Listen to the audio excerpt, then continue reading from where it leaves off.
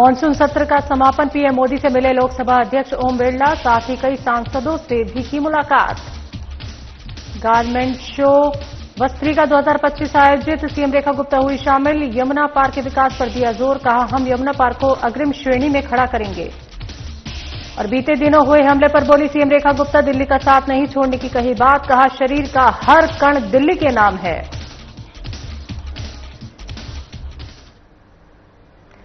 नमस्कार, दिल्ली एनसीआर की खबरों में आपका स्वागत है। मैं हूं आपके साथ शैलजा त्यागी। तो राष्ट्रपति द्रौपदी मुर्मू ने इसरो के अध्यक्ष doctor V Narayan, captain Shubhanshu Shukla, group captain Prashant Balakrishna Nair और ग्रुप कैप्टन पुष्यश्लोक बिस्वाल से राष्ट्रपति भवन में मुलाकात की।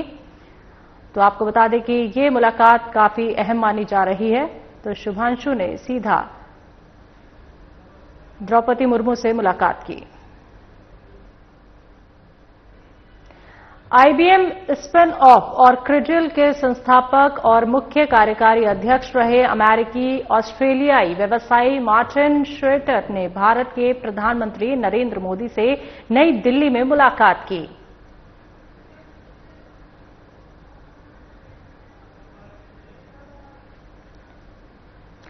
संसद के मॉनसून सत्र के समापन पर लोकसभा अध्यक्ष ओम बिरला ने प्रधानमंत्री नरेंद्र मोदी, अन्य सांसदों और केंद्रीय मंत्रियों से मुलाकात की। ये मुलाकात संसद सत्र के सफलतापूर्वक समापन के बाद एक प्रतीकात्मक के रूप में की गई, जिसमें सभी नेताओं और प्रतिनिधियों के योगदान के लिए धन्यवाद व्यक्त किया गया। तो मॉनसून सत्र के समापन पर मुलाकात पीएम मोदी से मिले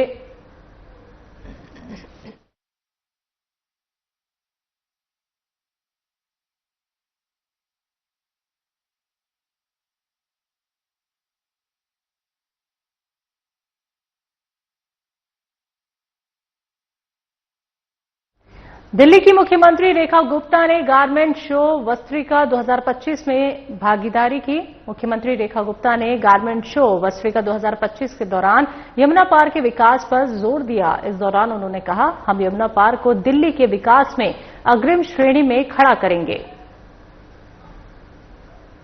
आनंद आता है जब एक ऐसी शख्सियत से मिलती हूं जिन्होंने दिल्ली सरकार में बड़े ऊंचे ऊंचे पदों को संभाला, परंतु उसके बावजूद भी एक कॉज के लिए, दिल्ली की डेवलपमेंट के लिए और देश को आगे बढ़ाने के लिए बिना किसी लालच के, स्वार्थ के भारतीय जनता पार्टी ज्वाइन की। ऐसे मेरे भाई लवली जी, तालियां कम है भाई, जोरदार तालियां बजनी चाहिए। मैं जब उनकी शख्सियत को देखती हूं, आज उनके लिए कोई भी ओहदा कम था, मंत्री का, मुख्यमंत्री का, जो उनको मिल जाए उनकी शख्सियत के आगे छोटा है। इतना उनका एक्सपीरियंस है दिल्ली में काम का, परंतु फिर भी एक साधारण विधायक के रूप में उन्होंने हमारे साथ खड़े रह करके दिल्ली के विकास को आगे बढ़ाने की शपथ ली। जब मैं हर्ष जी कुछ ऐसे लोगों को देखती हूं जो ना केवल स्वार्थ के कारण यहां से वहां, वहां से यहां बंदरों की तरह उछाल मारते हैं, जिनके अपने पल्ले कुछ नहीं होता पर वो दूसरों को नीचा दिखाने में कोई कसर नहीं छोड़ते, तब उनकी शख्सियत को देख के मुझे शर्मिंदा लगता है कि आज जिस चीज के लिए दिल्ली को जरूरत है, ऐसे लोग जो दिल्ली के लिए मेहनत कर सके, दिल्ली के लिए अपना विजन रखते हो और दिल्ली को जो पिछले 10-12 सालों में बिल्कुल पिछड़ गई उसको आगे बढ़ाने की ताकत रखते हो। जब ऐसे लोग मिल करके एक मंच पे आते हैं तो समझिए कि सारी बाधाएं टूट जाएंगी और फिर से दिल्ली विकास के नए पथ पे आगे बढ़ेगी।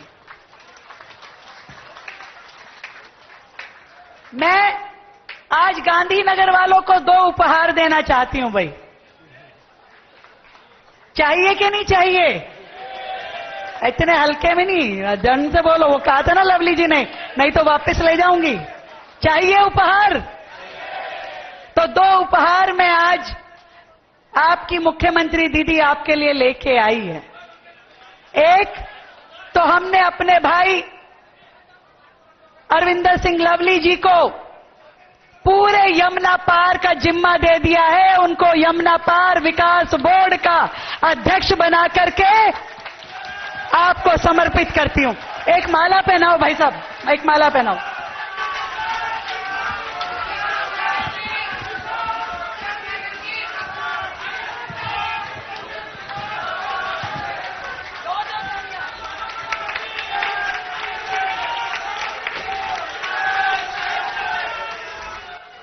यहां आने से पहले ही अधिसूचना जारी करके आई हूं, क्योंकि मैंने आज के दिन के लिए रोकी थी कि मैं जब जाऊं तो अपने यमुना पार वालों के लिए उपहार लेके जाऊं।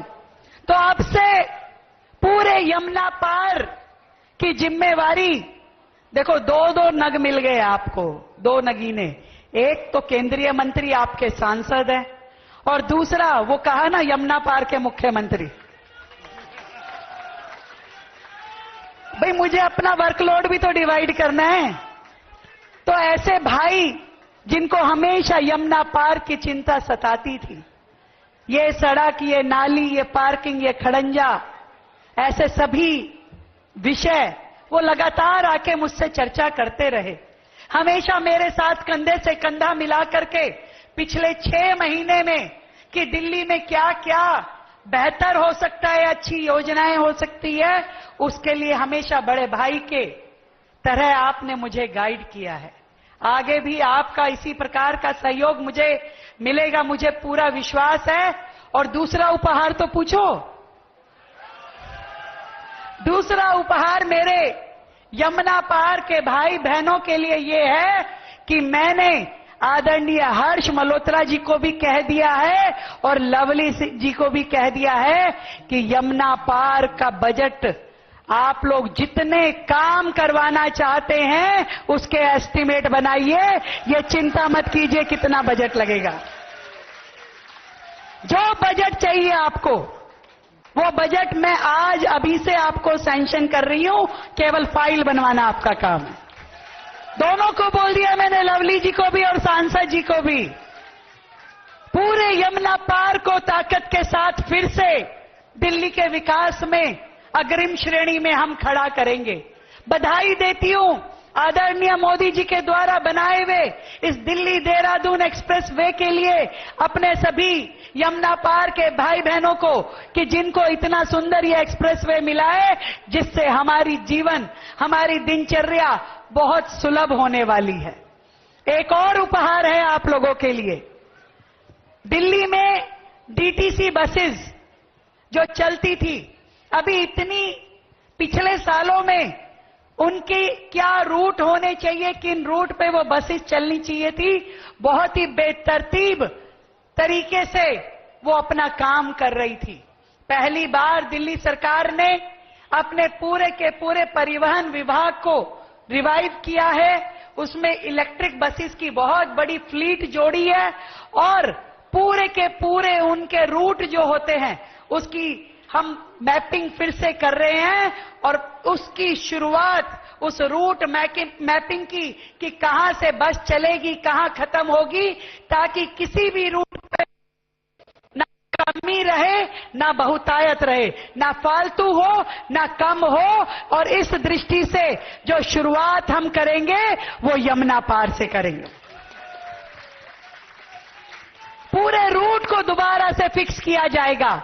अधिकतम बसेस जितनी जरूरत पूरे यमुना पार को है वो दी जाएगी और इसकी शुरुआत यमुना पार से की जाएगी।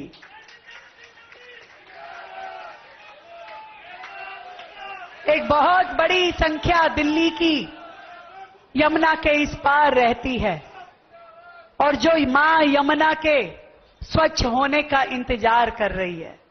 मैं आपको चौथे उपहार के रूप में ये कहना चाहती हूं कि मां यमुना का जो अविरल रूप है वो आपको समय के साथ बेहतर, सुंदर और बेहतर दिखाई देना शुरू होगा।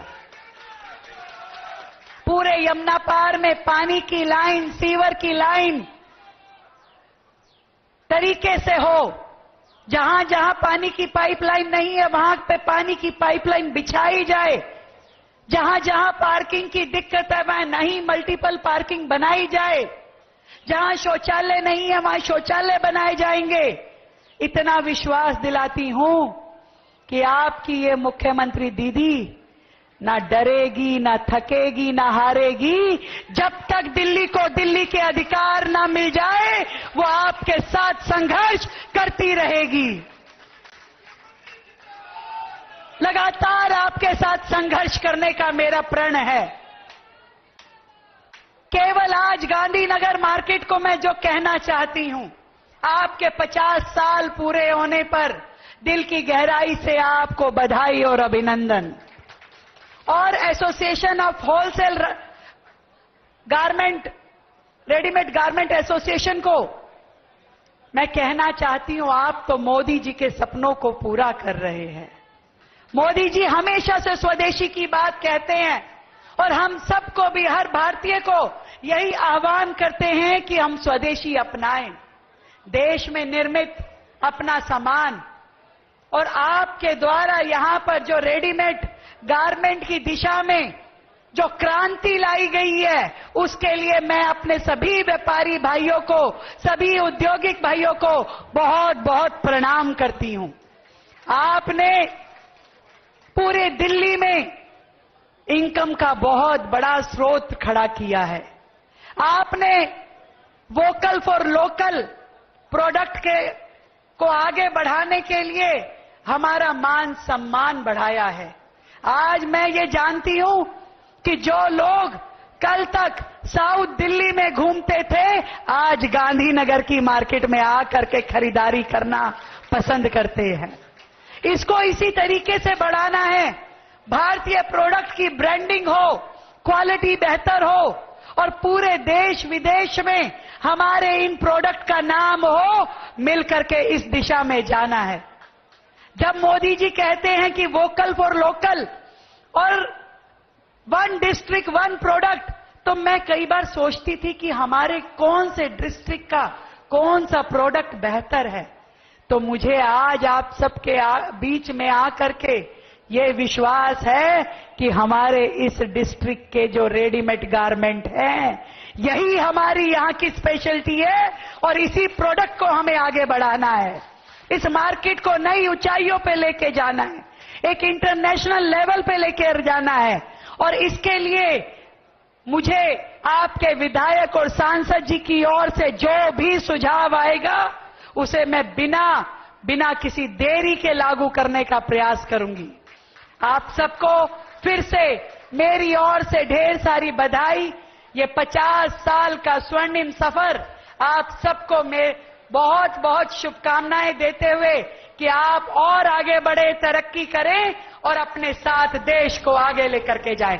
भारत माता की, भारत माता की। दिल्ली की मुख्यमंत्री रेखा गुप्ता ने कहा कि मैं जब कॉलेज में थी तब पापा ने मुझे कार चलाने के लिए दी। एक दिन बड़ा एक्सीडेंट हो गया, मैं डर गई और मुझे दोबारा कार को हाथ लगाने से डर लगने लगा। तब पापा ने कहा कि जीवन में दुर्घटनाएं होती रहती हैं, डर कर रुकना नहीं है, आप रास्ते पर चलना नहीं छोड़ सकती। आज उनकी वही सीख फिर याद आ रही है। कल फिर एक दुर्घटना हुई, लेकिन मैं दिल्ली वासियों के हितों के लिए लड़ना कभी नहीं छोड़ सकती। मेरे जीवन का हर क्षण और शरीर का हर कण दिल्ली के नाम है। मैं इन सभी अप्रत्याशित प्रहारों के बावजूद दिल्ली का साथ कभी नहीं छोड़ूंगी।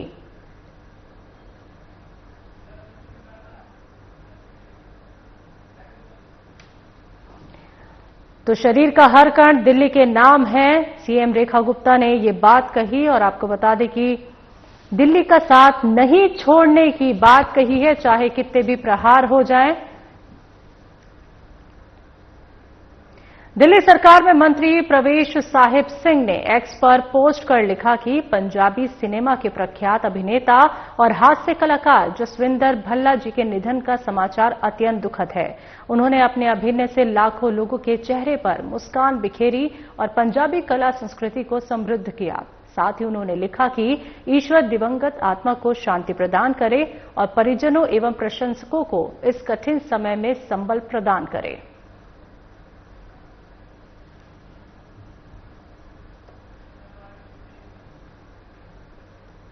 दिल्ली सरकार के मंत्री प्रवेश साहिब सिंह ने कहा कि ऑनलाइन गेमिंग बिल 2025 संसद से पारित हो गया है। ये बिल एक ओर ई स्पोर्ट्स और सोशल गेम्स जैसे सकारात्मक और रचनात्मक खेलों को बढ़ावा देगा, वहीं दूसरी ओर लत लगाने वाले और आर्थिक रूप से नुकसानदायक मनी गेम्स पर सख्त प्रतिबंध लगाएगा। साथ ही उन्होंने कहा कि प्रधानमंत्री नरेंद्र मोदी ने हमेशा समाज के व्यापक हित की भलाई को प्राथमिकता दी है। ये बिल उसी दूरदर्शी सोच का प्रमाण है।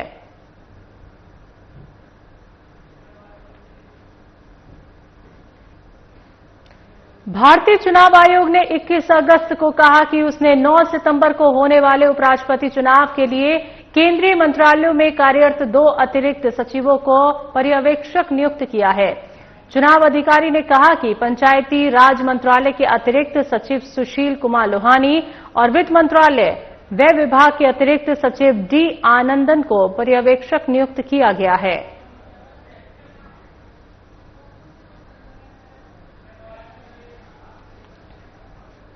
बीजेपी के नेतृत्व वाले एनडीए ने संसदीय बोर्ड की बैठक के बाद सीपी राधाकृष्णन को उपराष्ट्रपति पद का उम्मीदवार घोषित किया था। इस बैठक में पीएम मोदी, अमित शाह सहित कई वरिष्ठ नेताओं ने हिस्सा लिया।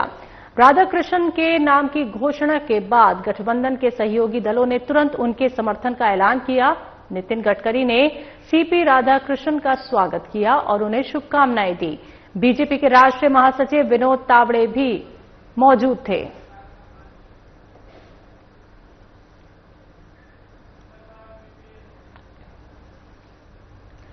नई दिल्ली में एनडीए सांसदों ने उपराष्ट्रपति पद के उम्मीदवार सीपी राधाकृष्णन से मुलाकात की। उपराष्ट्रपति चुनाव 9 सितंबर को होगा। आज नामांकन पत्रों की जांच होगी। केंद्रीय मंत्री प्रहलाद जोशी, मनोहर लाल, अर्जुन राम मेघवाल, हर्ष मल्होत्रा और दिल्ली, हरियाणा, राजस्थान के सांसदों ने उपराष्ट्रपति चुनाव के लिए राधाकृष्णन को अपनी शुभकामनाएं दी।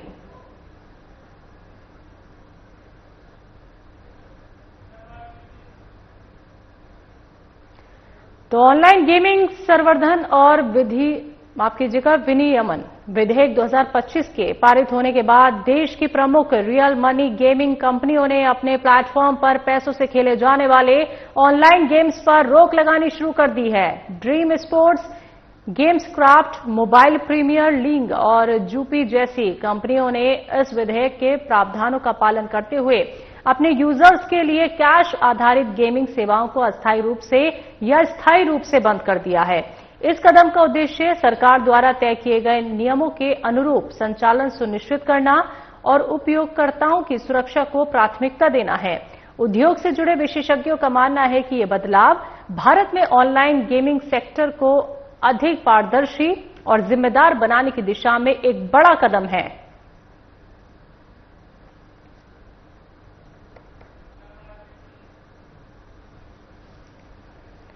सुप्रीम कोर्ट ने आवारा कुत्तों को लेकर बड़ा फैसला दिया है। आपको बता दें कि सुप्रीम कोर्ट ने 11 अगस्त के आदेश में संशोधन करते हुए कहा कि आवारा कुत्तों को नसबंदी और टीकाकरण के बाद उसी क्षेत्र में वापस छोड़ दिया जाएगा, सिवाय उन कुत्तों के जो रेबीज से संक्रमित हैं या आक्रामक व्यवहार प्रदर्शित करते हैं।